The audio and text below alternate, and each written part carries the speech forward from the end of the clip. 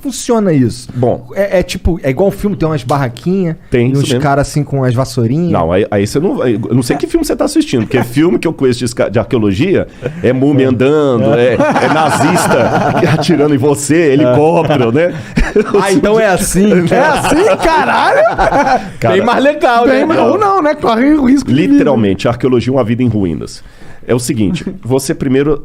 você tem o sítio arqueológico, depende da grana também, porque Israel tem mais de 30 mil sítios arqueológicos mapeados. Caralho. Mas nem 10% está escavado, porque Israel é um país persona não grata onde ele está ali. Todo mundo é inimigo de Israel, com exceção da Jordânia e do Egito. Agora também tem relações diplomáticas com Bahrein, Arábia Saudita, alguma coisa assim, tudo. Mas Israel ali sofre muito, então ele tem que gastar muito dinheiro para a segurança nacional do país. Então os arqueólogos dão aula no período letivo e em julho que escavam. Poucos sítios arqueológicos funcionam fora do período do verão, estou falando verão, hemisfério norte.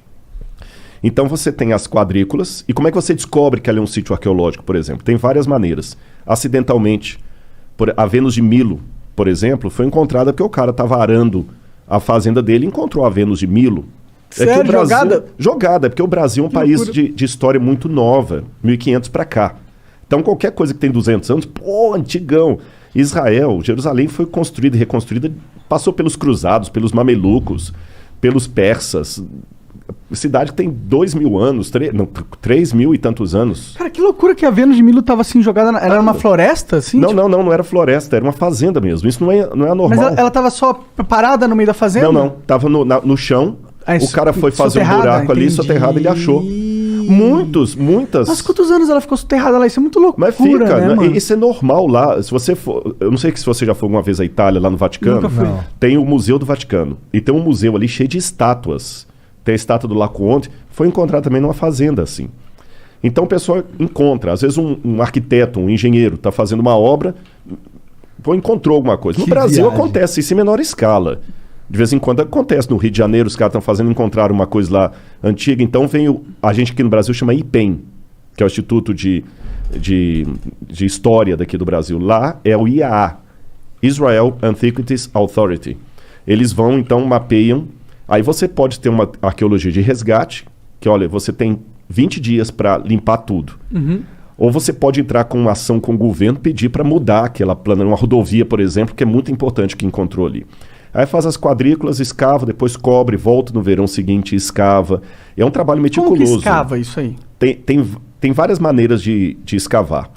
Mas geralmente você faz as quadrículas, então imagina como se fosse um grande tabuleiro de dama. Uhum. Cada um fica dentro da sua quadrícula e vai escavando, não é fazendo buraco não, você vai ter que descer no nível por igual. E vai percebendo a estratigrafia. Porque o que acontece? Vamos supor que aqui... Eu vou bagunçar um pouquinho o seu negócio aqui. Fica à vontade. Vamos supor que onde está o livro aqui fosse uma cidade. Tá. Dessa cidade bonitinha, construída, veio a ação do tempo, terremoto, guerra, destruição, abandono, o pessoal abandonou. O pessoal na época não tinha trator para fazer uma terraplenagem como hoje, ou terraplanagem. Aí você vinha e constrói outra cidade por cima. Repete o mesmo processo. Guerra, ação do tempo, Como eles terremoto... constroem por cima? Eles não reformam? Eles jogam terra, sobem o nível e constroem por exatamente. cima?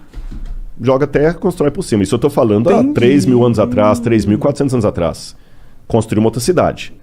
Aconteceu a mesma coisa. Veio ataque, guerra, abandono, botaram fogo e tudo. Veio um outro pessoal, construiu outra cidade. Depois eu arrumo de novo os escudinhos. Não, fica à vontade. O que acontece com o passar do tempo? Você vai formando uma colina de camadas arqueológicas. O que está mais embaixo é mais antigo, o que está em cima é mais novo. Aí que vem um lance que pouca gente sabe. O grande dilema do arqueólogo é que para descobrir o passado eu tenho que destruir o passado. Vamos supor que essa segunda camada aqui seja do período grego. E aqui em cima eu tenho do período romano. Para eu escavar o grego aqui eu tenho que destruir o romano. Então por isso que você nunca escava tudo. Você deixa uma parte sem escavar. Aí você vê as camadas e você vai montando a estratigrafia. Isso é estratigrafia. É diferente da estratigrafia do cara que mexe com o dinossauro lá, com o Fred Flintstone lá, né? Porque... Ele tem que cavar muito. Hã? Ele tem que cavar Tem muito. que cavar muito. Ô, Fred, vamos fazer agora uma escavação, Fred. Calma, Nanico. Sabe quantas coisas que eu gostava também? Era imitar desenho animado, né? Então, o que acontece? Nesse processo aí, o camarada vai mexer com paleozoico, cenozoico, é ver o osso do dinossauro ou não. É construção humana. Então, pela cerâmica local, carbono 14, que você usa no material orgânico, você vai datando os estratos. E fala, isso aqui é um período tal, isso aqui é o período X, o tipo de cerâmica. E vai escavando, pegando as peças, leva para o museu e vamos recontando a história, uma história em fragmento. Entendeu? O passado da humanidade é um quebra-cabeça de 10 mil peças, 9.500 foram para o Beleléu. Pode crer. E é fácil, tipo, quando você começa uma escavação, é certeza que você vai encontrar algo muito relevante historicamente ou tem muitas escavações onde não se encontra nada? Não, às vezes não encontra nada. Eu vou dar um exemplo. Eu participei de uma escavação na Jordânia chamada Tel Rishban. Tal Rishban, Tel em hebraico, Tal em árabe. E essa escavação, ela até uma universidade adventista, é uma das seniors ali, que é a Andrews, lá dos Estados Unidos, que eu tinha que escavar. Eles já estavam escavando lá desde os anos 50. Eles estavam, por isso chamava Tal Rishban, porque eles estavam com a esperança de encontrar ali a cidade de Heshbon, mencionada na Bíblia. Entendi. Desde os anos 50 escavando. Caralho. E com dinheiro assim, contadinho na mão. A igreja adventista patrocinava, através da Andrews University, o governo da Jordânia, algumas pessoas que têm grana às vezes ajudam.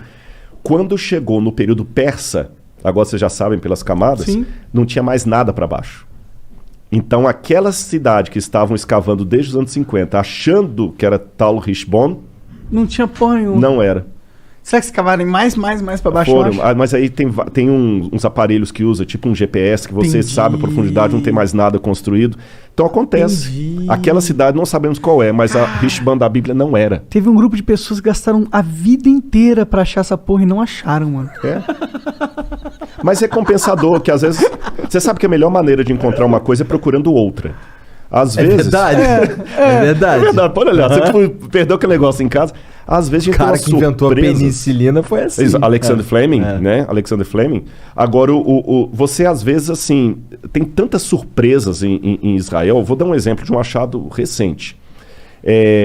Eles estavam fazendo uma rodovia no sul, no subúrbio de Jerusalém.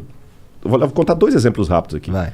E encontraram restos de um sítio arqueológico. Chamaram os arqueólogos. Olha, o que é isso aí tudo? Por favor, muda essa rodovia, que isso aqui é importante. Encontraram um templo pagão em Tel Motzar. Quando eu digo templo pagão, entenda. Um templo que tinha um tipo de religião que para Israel era proscrito. Vocês sabem, mesmo os caras que não são religiosos sabem que Israel não podia ter imagem de escultura, não podia ter ídolos. E lá tinha ídolos, tinha um monte de coisa. Entendi. E esse templo pagão funcionava a 6 quilômetros do templo de Jerusalém. Entendi, os caras eram hackers. Hackers. Agora, só que a surpresa foi como é que esse templo sobreviveu ali com o templo de Jerusalém a 6 quilômetros. Aí você vai, os livros de Jeremias na Bíblia, você entende por que Jeremias denunciou tanto a apostasia e falou, olha, porque vocês estão abandonando Deus, Deus vai tirar a proteção dele, Nabucodonosor vai destruir Jerusalém.